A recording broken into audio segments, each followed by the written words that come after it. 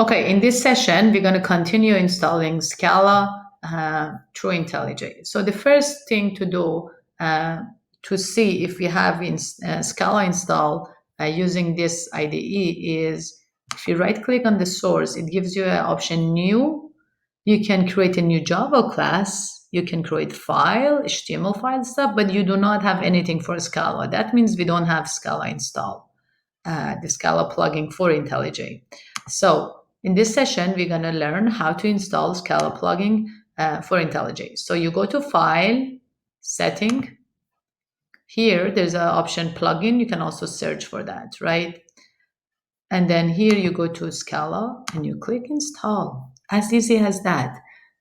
So by doing this, you're going to get the support for the Scala language. And there are different features that are available to help us with our coding. So there's a coding assistance, there's navigation, search, there's integration with this BD and other build tools. There's a testing framework called Scala Test, U-Test.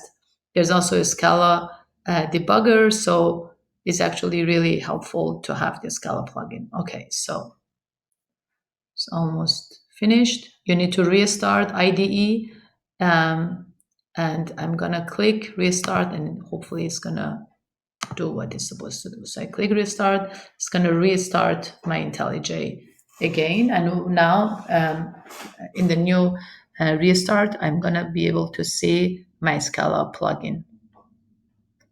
So let's wait for the restart. It's quite fast, actually. I like it.